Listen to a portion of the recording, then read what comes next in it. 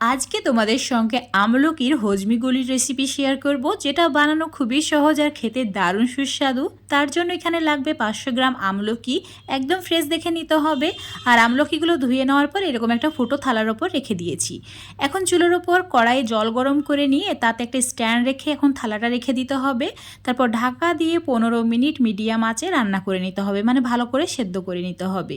15 মিনিটের পর চুলোটা অফ করে দিচ্ছি। তারপর তোমাদের ঢাকা খুলে দেখাচ্ছি। দেখো খুব সুন্দরভাবে এটা ফেটে গেছে, মানে ভালোভাবে এটা কুক হয়ে গেছে।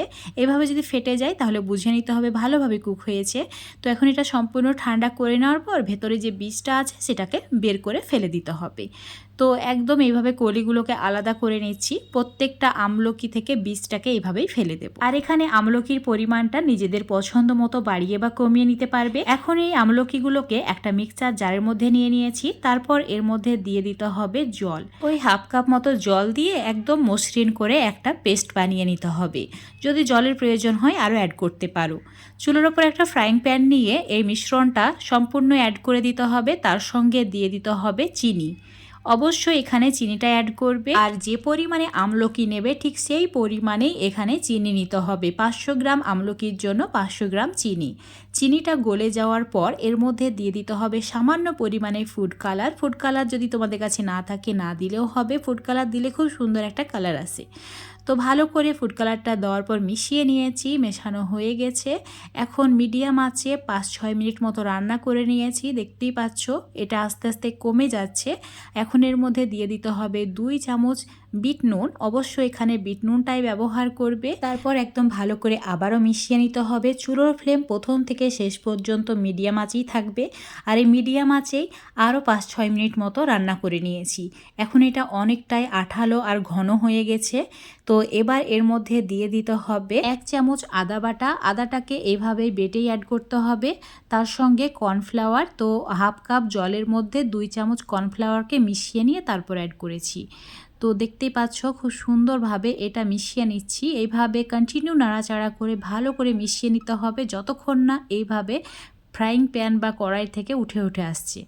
এবার একদম শেষ পর্যায়ে দিয়ে দিতে হবে গোলমরিচের গুঁড়ো। একটু বেশি পরিমাণে গোলমরিচের গুঁড়োটা অ্যাড করবে, তাতে করে আমলকির এই হজমিগুলিটা খেতে অনেক বেশি সুস্বাদু হবে। একটু স্পাইসি না হলে এই হজমি গুঁড়িটা খেতে একদমই ভালো লাগে না। তো চুলোর ফ্লেমটা মিডিয়ামে রেখে আরও 2-3 মিনিট মতো রান্না করে নিয়েছি।